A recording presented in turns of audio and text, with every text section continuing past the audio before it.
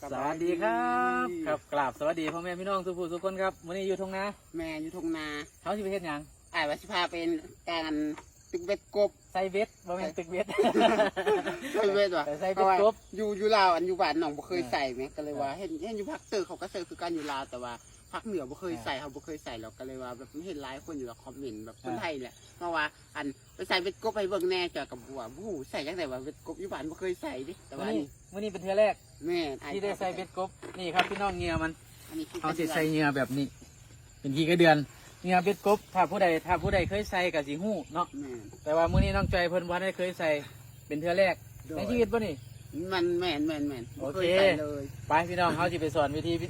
น้องจอยใส่เบ็ดกบแต่ว่าจักสิได้บ่ได้ถ้าเราลุ้นมื้ออื่นเช้าพุ่นเด้แม่นมื้ออื่นเช้าจังสิฮู้เอาครับพี่น้องไปลุ้นนํกันว่าสิได้หรือบ่ได้แล้วก็น้องจอยสิใส่เป็นบ่เพิ่นสิมานบ่ใส่เพิ่นใส่ได้มื้อนี่เป็นน้องเป็นคนใส่ได้สิไอ้ต้องเป็นคนใส่ก่อนตัวให้เบิ่งหลังหนึ่งไอ้สิใส่บอกวิธีก่อนแล้วก็ให้น้องใส่ว่าวิธีนี้ว่าน้องสิมานบ่แต่ว่าปกติอยู่หม้องนี้บ่เคยพลาดโอเคไปเดี๋ยวให้พาไปพี่น้องไปน้ำกันครับไปนี่น้องใจมาเอามาใส่น้ำหมูจังซี่เด้เขาสิเคลียร์ให้มันเป็นเปลี่ยนแต่ว่าหมงนี้มันใกล้ทางพูดเขาต้องยับไปพุ่นยับไปทางพุ่นพี่น้องอันใกล้ทางไหลมันบ่ดีตอนมะยามนี่บัดตอนมะยามมันสิบ่ยังสิบ่ยังทั้งเบ็ดอันนี้ได้อยู่หมองนี้ได้อยู่เขาอันนั้นไปปัดมันเป็นแปลนยังสิไหมมาจะลองจับให้นะสองวิธีเดี๋ยวไอ้สิสอนเด้อให้น้องเป็นมือกล้องกันเด้อเอาเบ็ดตัวนี้กันเลยอันนี้เขาตั้งไว้ต้องเสียบตรงนี้เพื่อบ่ให้อันหนึ่งนั้นมาเสียบที่เขาสิมาปัดอันนี้มันก่อนปัดก่อนบ่ปัดให้มันเป็นขีดตุ่มก่อนปัดเลยบ่สั้นบ่ได้เขาต้องลกออกมันเป็นแก่นกันหยาปัดอันนั้นเขาสิเฮ็ดให้มันง้อยนะง่ายว่าเฮ็ดหม่งให้มันง้อยขึ้นน้ำไหลทีข้านิ้วเลยเดี๋ยวเดี๋ยวได้เอาระวังหนามก่อนนี่เอาเชือกขึ้นก่อนสิแต่จริงเขาต้องเอาทั้งโคกเด้แต่หญ้ามันไหลลูกห่อเอาขี้ตุ่มน้ำมูนี่แหละเห็นปะเห็นอยู่เอาขี้ต้มใส่ยังสิแล้วขี้กระเดียนงอยนี่บ่แม่นเดี๋ยวไอชีเทเบิงเขาเฮ็ดมันเป็นเปลี่ยนเฮ็ดมุงคือจังมุงมันขึ้นมาหากินได้นะแม่น้องโดยที่จริงเขาต้องเฮ็ดอยู่อันแคมคันนาแคมคันนาเบิ้งต้องเบิ้งมุงมันน้ำเด้เบิ้งมุงมันว่ามีบ่มีแต่มุงนี่มันมีแน่นอนแต่หน้ามันขึ้นมันเลยขึ้นมามีหญ้านะนี่เขาต้องเฮ็ดเป็นเปลี่ยนมุงเป็นเปลี่ยนจังซี่ให้มันง้อยเขาต้องเผื่อเพราะว่ามื้อแรงช่วงนี้หน้าฝนลังเทื่อมันสิมีฝนตกอีกโดยต้องเผื่อฝนพร้อมเฮ็ดง่ายๆเป็นแปลนจังซี่เดี๋ยวไปบ้านสิลองเฮ็ดบ้างมึงเป็นแปลนจังซี่บัดนี้ก็เอานี้เอาเบ็ดมาบัดนี้เบ็ดมาใส่เอานี่ก่อนก็ได้เบ็ดมาใส่เราต้องเลือกคันเบ็ดเก่าเนาะนี่คันจังซี่นี่บัวพานเพราะว่าตะขอมันบ่ยังหน่อยดิขอเกี่ยวมันบ่ยังแล้วบ่เอามันที่บ่อยู่มันสิรูดต้องเอาอันที่ตะขอมันยังอันนี้อันไม้เลยเลยอันที่ตะขอมันยังเลยนี่เราต้องเบิ่งตะขอมันพร้อมนี่ตะขอมันที่ไม้เห็นปะเลยขอก็มึงเนี่ยแม่นมันหนักมันมีเหนียงวันนี้เราต้องเลือกตัวยาวๆได้น้องจอยตัวยาวอีกแมนตัวยาวเพื่อที่เสียมันเด่นเด้มันเด้งอันนี้บ่ต้องให้เห็นแบบนี้ทุกคนเบิ้งเด้อ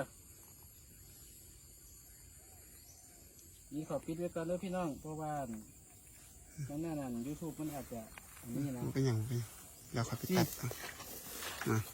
ได้แล้วบ่มาเบิ้งมันเป็นย้อยๆอย่างที่พ่อโดยเนี่ยก็ปักไว้นี่เลยที่จริงอันนั้นเบ็ดน่ะมันจะสั่นกว่านี่น้องจอยอันนี้เบ็ดเขาตกปลาป่ะแม่นเบ็ดตกปลาก็ได้แต่ว่าเขาวิธีใส่มันบ่คือกันนี่ เป็นจังซี่บ่อุ้ยให้มันไตได้น่ะแม่น้องจอย อ๋อโดยมันไตได้โดยประมาณนี้โดยมันก็สิไตอยู่จังซี่แหละอีกก็เดือนนะต้องเฮ็ดเป็นแปลนงับเข้ามาอีกสักหน่อยมันขึ้นที่ไตมันหน่อยชึบเอาอยู่นี่เด้อ อย่าไปใส่เด้อ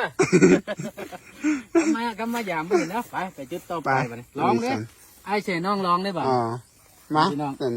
นไอ้น้องจอยลองไปบาดนี้ไอ้น้องจอยเพิ่นเป็นผู้ใส่ครับพี่น้องบาดนี้ยับไปจังน้อยนี่เอามุมนี้ก็ได้น้องจอยนี่มันมุงจังซี่แหละมุงมันอยู่ดีนี่เห็นป่ะเห็นห้อยมันงอยป่ะมันสิมีมุงห้อยมันงอยดิยามเมื่อคืนได้มุงนี้คือกันนี่มันสิเป็นมุงห้อยมันงอยดิเขาต้องเบิ่งมุงห้อยมันงอยนำเอาปักไว้คือไอ้ปักนั่นแหละปักไว้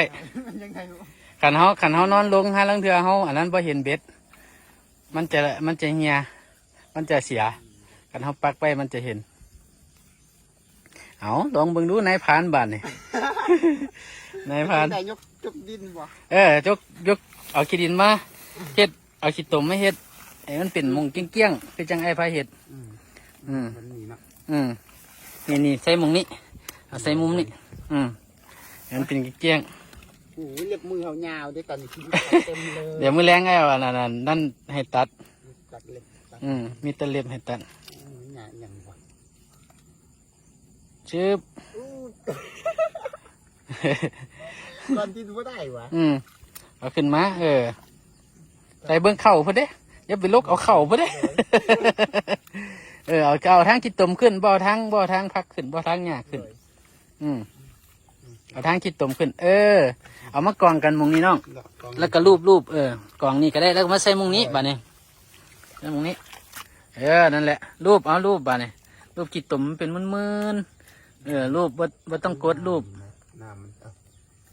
รูปมันเป็นมืนว่าเอาแต่ดินขี้ตมบ่เอาดินทั้งมันดิสลับกันมันบ่คุ้นมันดิตื่นโอเคสำนั้นได้ละสำนั้นละ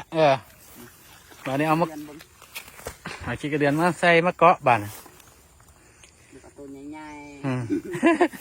เลือกกับตัวใหญ่มาสั่นแล้ววะนี่เลือกกับตัวใหญ่ยาวอย่าหล่มเด้อต้องมาเด้อต้องหล่มเด้อเดี๋ยวตัวใหญ่ยาวชุบนี่พี่น้องเอาขี้ตมขึ้นมาแล้วก็รูปๆมันเพียงเนาะหมูนี่มันเป็นมึนคือจังหมูมันง้อยนะยังหมูมันง้อยขึ้นมาง้อยหากินนะหมูบางยามันมีหมูมันง้อยขึ้นมาง้อยหากินว่ายังเมื่อคืนมันสิง้อยอยู่ต่อฟังกันบ่ล่ะน้องจอยเดี๋ยวว่ายังเมื่อคืนมันสิง้อยอยู่ต่อฟังพี่น้องอันนี้ให้น้องเพิ่นเกาะเบ็ดก่อนเขาสิบ่ให้เห็นตอนเกาะเบ็ดย่านมันนั่นนั่นเดี๋ยวให้น้องเพิ่นเกาะเบ็ดก่อนจะข่าวเนาะพี่น้องเนาะบ่ได้ถ่าย YouTube บ่ได้ถ่ายคลิปยาวโดนนั่นละแบบนั่นละน้องนั่นละเอ็ดเป็นย้อยๆแบบนี้ละนี่ละเอ็ดเป็นย้อยๆแบบนี้พอแล้วว่าต้องรูปมันอีกปักลงบาทเนี่ยมันจับพอดแต่หอดมันบ่แมนแบบนี้เลยบ่แมนให้มันเรือเอาขึ้นอีกจังไงเอาขึ้นให้มันมันสูงเดี๋ยวละซ้ำนี่ละแต่ว่าเขาต้องปักให้มันอยู่ดิปักให้มันอยู่แล้วแต่ให้ขี้กระเดือนนะมันนั่นเฮ็ดเป็นนั่นเล็กหน่อยมันคือสูงปรับระดับเอาบ่ต้องกดอันนั้นคันเบ็ดบ่สั่นคันเบ็ดสิฮะซ้ำนี้ก็ได้นี่ละโอเคนี่ละนี่มันได้ซ้ำนี่เขาบ่ได้ออกบ่ได้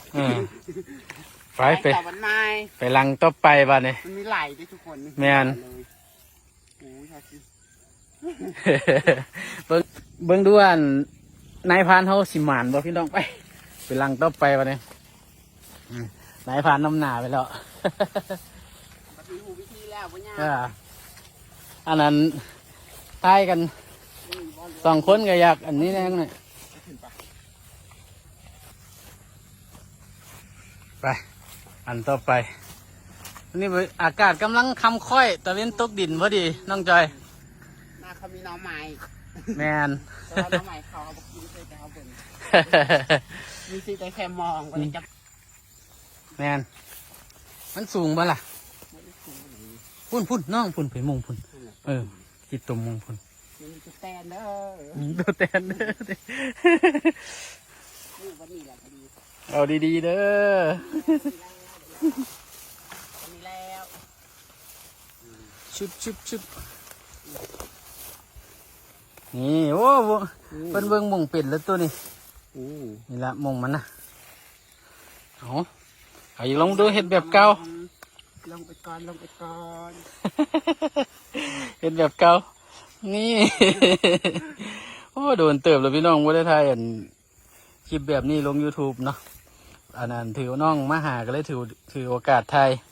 เพราะส่วนหลายเบาเอเชียคลิปกินเสมอเลยเพราะว่าบ่ได้ค่อยได้มีเวลาออกไปใส่เอาน้ำขึ้นมารูปจังหน่อยนั่นแหละรูปบ่ปัดปัดเพียงบ่เฮ็ดให้เป็นห้อยนิ้วแบบนั้นละโอเคใส่ได้เลยบาทนี่เอานั่นใส่ได้เลยบาทนี่อีกเดือนแต่เบิ่งเด้อใส่จัก10 หลังเบิ่งสิได้จักตัวฝีมือน้องจอยมาหาใส่เบ็ดกบอยู่ไทย ที่บ้านบ่เคยใส่ประสบการณ์ครั้งแรกโอ้ได้กินนั่นกบไทยคันได้กบเสียวเพชรยังกิน ว่าไว้ก่อนได้ว่าไว้ก่อน ตามปกติผู้เฒ่าผู้โอเพิ่นบ่ให้เว้าเด้น้องจอยมาหากินเพิ่นว่าเอาใส่บาทผู้เฒ่าผู้โอเพิ่นว่ามันสิบ่ได้เพิ่นว่าคันเฮาเว้าไว้ก่อนไปหากินเพิ่นก็ให้อันนั้นเอาแต่ห่อเกลือไปเด้เอาแต่เกลือไปกับจิบข้าว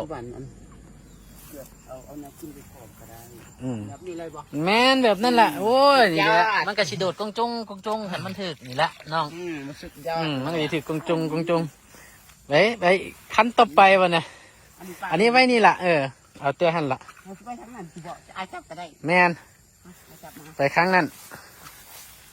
โอ้ลืมเบ็ดไป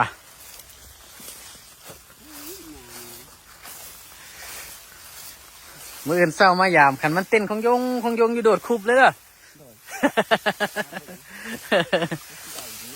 ขันมันกินมันสิเต้นกงจงอยู่ได้น้องขันมันกินขันมันบ่กินมันก็สิใจลอยโอเคนี่แม่นเบิดหรือมุงมันงอยเขาขันมุงใดมันห้อยเป็นเปลี่ยนกัดหญ้าน่ะมุงมันงอยนะมุงมันดากงอยนะเนี่ยแบบนี้มันเป็นที่สงสัยเขาก็ใส่เลยนี่ละมันจังแปลนดีเขาก็เอาน้ำขึ้นมารูปเบิ่งดูฝีมือน้องจอยสิได้จักตัวพี่น้องมืออื่นเช้าขันบ่ได้นี่ปั๊บใหม่เด้ใหม่ให้กินเกลือบ่ปั๊บใหม่ให้กินเกลือเอาน้ำรูปเอาน้องมันจังบ่เจ็บมือเอาน้ำขีดตุ่มขึ้นมารูปนั่นแหละ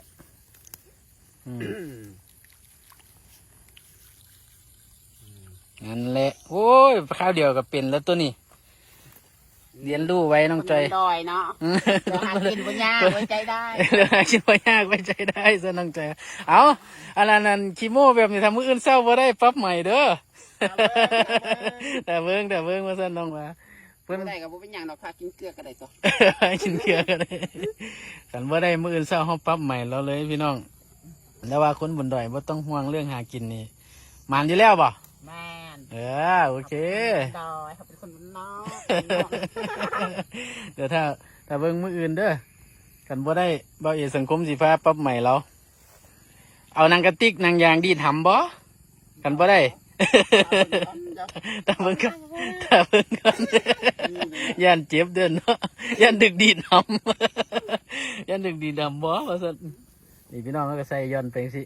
จังซี่เลยเนาะแม่นนั่นล่ะโอ้นั่นล่ะออกแม่แม่นสร้างมันสิกงโจอยู่ซั่นแหละคันมันถึกไปบ้านนี่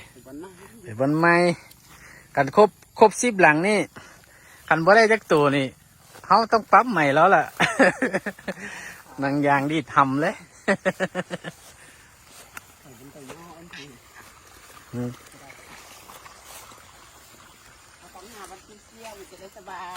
แมนโอ้ไก่โพด พี่เอาตัวพี่น้องพี่นี่หอยมันเนี่ยเนี่ยนั่นแหละ อุ้ยมีมด มดมดอยากกินยังมานี่ บรรยากาศยังมือคำมือแรงพอดีเนาะน้องใจเนาะตะเวนคำค่อยหาใส่เบ็ดกบตามวิธีคนอีสานบ้านอ้ายเด้น้องใจทั้งบ้านน้องไปหาใส่เบ็ดไปช่วงไหนช่วงแรงคือกันบ่ช่วงแรงมันจะได้ดีช่วงมันแตนจะมืดตอนประมาณ5 โมง 6 โมงแรงมันจะไก่มืดแต่ปลามันจะตอนเบ็ดดีตอนสวยปลามันยังบ่หิวน้องใจเอามุมนี้น้องมุมนี้มันจะง่ายมองมันเป็นห้อยมันอันนั้นอยู่คันเอาไปหายังมือแรงน่ะมันจะเป็นตะเวนคำค่อยป่าอย่างที่เขาฟังเพิ่นว่าเนาะแล้วขันมันมืดแน่กบก็ขึ้นง้อยฟังเพิ่นว่าแต่ว่าปกติมันก็ขึ้นง้อยฟังกันมันเห็นคนมันกระโดดลงน้ำกบนะเขาก็มาใส่ไว้มือเศร้าเขาจังมายามเอาที่ได้กินมือเขาด่าแต่มันบ่เจ็บดิจังซี่มือเขาบ่เจ็บพอมือด่ามือคนเฮ็ดเวียกเนาะว่าอันนั้นมันเป็นความเคยชินแม่นมือเขาเฮ็ดเวียกกันหนักแบบนั้นเอาจริงๆเดี๋ยวนอนคันมาอยู่ในเมืองด้นแล้วกลับไปบ้านเฮ็ดเวียกกันแล้วมือแตกหมดแต่นี่แบบเอาอยู่บ้านด้นแล้วมันก็คือว่าสบายมันเป็นความเคยชินแล้วเนาะมันเป็นมือด่านแล้วมือมันด่านคันมือด่านกับทั้งไหนนั่นนี่มันจะเก็บเลยบุ้งชิเก็บอย่างเลยเวลาทีสิได้บ่เนาะบัดนี้นกกบนี่เนาะได้แน่นอนท่านนานแล้วรับประกันเลยเด้อพี่น้องครั้งแรกเนี่ยมันต้องหมานไปก่อนครั้งแรกบ่ได้โอ้มีครั้งต่อไปต้องให้หมานเด้อกบแถวนี้ได้ยินแล้วก็มากินในเราแล้วเด้ออีตนแล้วเนี่ยแต่ว่าน้ำมูนี่กบหลายเลยน้องแม่นมานั่นฝนตกไม่อันนั้นน้องได้ยินเสียงห้องเลยแหละอยู่น้ำมูนี่เสียงห้องแล้วมาก้านก็เห็นฝนลิ้นนี่ก้านข้าเจ้าคุบเอามันบโดดน้องเป็นคือทางพี่บอทางฝุ่นยามฝนลิ้นกบบโดดบกแบบอยู่ฝุ่นแบบโอ้ยมันกัดไข่เบิ่งใส่จริงๆวะมาทางนี้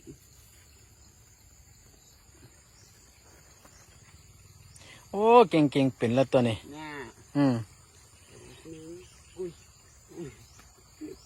เอามันขึ้นยงจักหน่อยเอามันสิกระโดดจุ้งอยู่ดอกคันมันถึกนี่กระไรตัวเอาตามน้องถนัดแหละโอเคนั่นแหละได้การอ๋ออันนั้นคลิปมันสิยาวโพดคลิปมันสิยาวโพดเดี๋ยวถ้าเบิ่งมืออื่นเนาะว่าจะเป็นจังใดแต่ว่ารับประกันบ่รับประกันโอเคได้เลยอันบ่กันบ่ได้เด้ดีทำกันได้เฮ็ดอย่างกินผัดเผ็ดบ่ขันมันได้ไหมขันได้บ่ผัดเผ็ดบ่ฮื้อสิปนแล้วแต่อาหารอีสานได้ก็ได้โอเคแต่ว่าน้องถนัดกินอยู่มันบ่กบแม่นส่วนมักแหงกบส่วนหลายเฮ็ดอย่างกินส่วนหลายวะส่วนหลายจะมกสั้นอันน้องลองโซฝีมืออันมกผู้สร้างมกพ่อแม่มกอันพ่อเฒ่าแม่เฒ่าอันอ๋อโอเคเอาสั่นเดี๋ยวบางเทื่อไอ้สิผัดเผ็ดสู้กินโอเคครับพี่น้องสั่นมันได้ก่อนเถอะครับจักสิได้บ่ได้ที่ว่าไว้ก่อนโอ้ยันมิดจัดอยู่เอาครับพี่น้องสั่นรอรุ่นกันว่าน้องสิได้บ่ได้มื้อเช้าจังมายามไปพี่น้องไปบ้านและตอนนี้มันก็คือเสาแล้วทุกคนเสาแล้วพี่น้องบ้านนี้สิพามายามเบ็ดกบทุกคนตื่นตอนเช้างวงเงียไปหายามเบ็ดกบกันสิมานบ่เพราะว่าสิได้เป็นงานเบิ่งเบ็ดป่าเพิ่นอีกเด้เนาะเขาตื่นเสามาจนสวยหมอกเขาตื่นสวยตาบวมหมดมันจะตื่นเนาะหมอกไกลแน่มื้อนี้แดดออกแต่เช้าเนาะใจเนาะอ๋อมันสิมานบ่มื้อนี้แดดออกแต่เช้าคุณหมอกพี่น้องหลังนึงอยู่นี่ล่ะได้บ่มือหนึ่งโอ้ยมือหนึ่งได้ถึงแล้วแม่นอยู่บ่มันหนึ่งอยู่นั่นเนี่ยเด้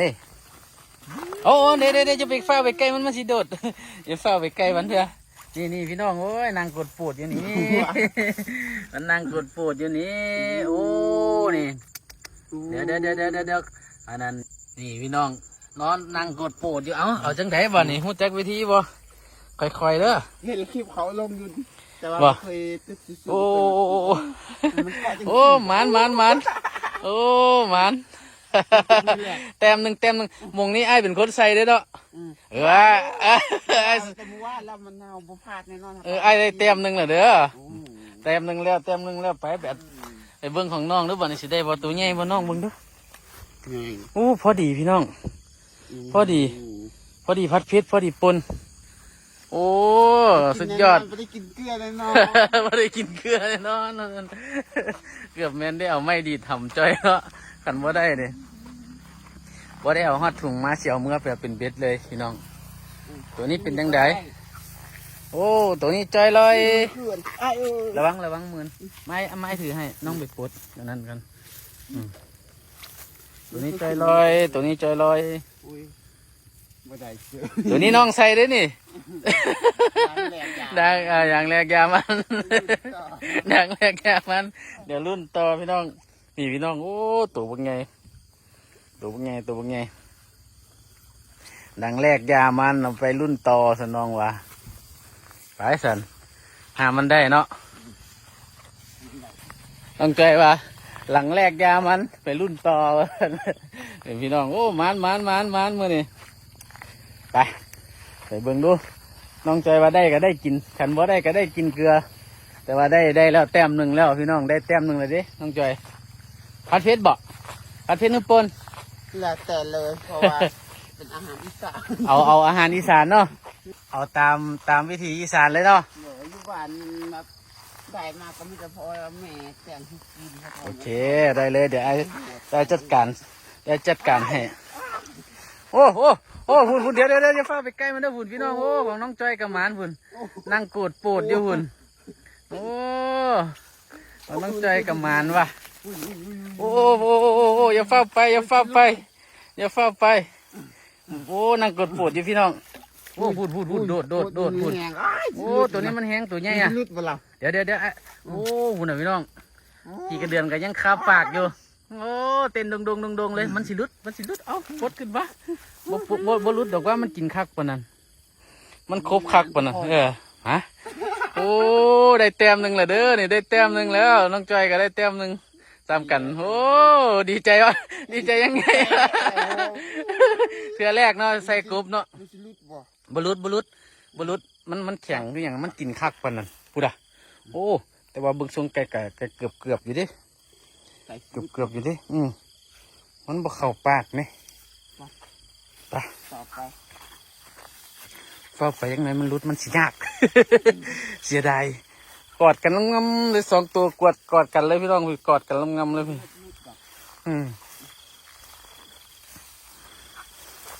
หนังกระตุกแผลนะ เนี่ยตึบคักเนี่ยหกสองตัวแล้วนะผัดเผ็ดไอ้บอกแล้วว่าหมองนี้บ่เคยพลาดยังวะหมองนี้นะ มันอยู่นี่ก็บ่ได้ลูกมามันขึ้นมาอยู่กับ อยู่นี่กับบ่ได้ ที่เดือนมันไม่เท่ากัน ใส่เดี๋ยวเบิ่งอีกเดือนอยู่ใส่กะ มันอยู่จังซี่ มันกินนั่นแหละน้องแต่ว่ามันบ่ถึก อืม มันกินแล้วเด้กินแต่ว่ามันบ่ถึก อืม ไปอันต่อไป ครับ ปลดสีเวียนออกโอ้เซียนตัวนี้เซียนเบ็ดกบตัวนี้ ไปพุ่นพาไปใส่อยู่นาเนี่ยเด้อ โดย มีอยู่ในนอกกบทางพุ่นก็ได้บ่มี ผมมีแต่ตะปลา แต่ตุกปลา แต่ก่อนมีหลายอย่างที่ผมอยากมีแล้วเนาะ เอาไปรุ่นอีกสองหลังเลยอีกสองหลังเลยเนาะคือหลังเดียวคือหลังเดียวใส่อันนั้นวาน10หลังเนาะใส่เมื่อวานนี่ว่าเขาสิตัดเอาเฉพาะอันใกล้ๆแล้วพี่น้องมันนั่น วางบอลเอาตึกเอามาใส่มาตามแคมทาง แม่น นั่นเราก็อันแบบย่ามมาแล้วแบบมันเอาบ่ถ่ายคลิปนะหลักๆมันอยู่วันนี้ แม่น โอ้อีหยังพูดอีหยังพูดดินกงจงอยู่พูดโอ้พูดอ่ะเต้นแล้วพูดอ่ะโอ้คือหมันเด้อวะโอ้คือหมันเด้อวะเอ้าหมันพุ่นมันจับเสือกอยู่พุ่นเอามัน มันจับเสือกอยู่บลุดมันกินนะมันกินมันสีอันนั้นกึบเข่าหมองช่องปากกันพอดีเอาแต้มสองน้องจอยได้แต้มสองโอ้เบาอีสังคมแพ้ได้พี่น้องเบาอีสังคมแพ้ได้แต้มเดียวผัดเผ็ดเนาะผัดเผ็ดโอ้ได้กินแล้วบ้านนี่ผัดเผ็ดเนี่ยเอามานี่เบิ่งจับเบิ่งเนาะโอ้3 แต้มเด้อพี่น้อง10โอ้10เกี่ยวกันสร้างมัน10 หลังอ่ะยกขึ้นจะเซลฟี่ให้10 หลังครับ10 หลัง1 2แชะโอเค10 หลังพี่น้อง10 หลัง10 หลังได้3 ตัวบ่แม่นได้3 ตัวโอเคถือว่าคุ้มอยู่ไปว่าเท่านี้กะเฮากะสิไปเฮ็ดกินตัวผัดเผ็ดเนาะสิไปจบสำนีบ่หรือว่าไปนั่นแม่นเอาอันนี้เอาตอนใส่เฮามาจบสำนีอ่ะพี่น้องเบิ่งสำนีแล้วเฮาสิไปเฮ็ดคลิปกินอีกผัดเผ็ดอีกเทื่อนึงสิเฮ็ดให้เพิ่นเบิ่งตั้งแต่ตอนผัดเผ็ดเลยแล้วก็ตอนกินเลยโอเคครับเอาไว้ติดตามรับชมในอีพีที่2เด้อพี่น้องเด้อสำหรับคลิปนี้เขาเอ่ยคำว่าสบายดี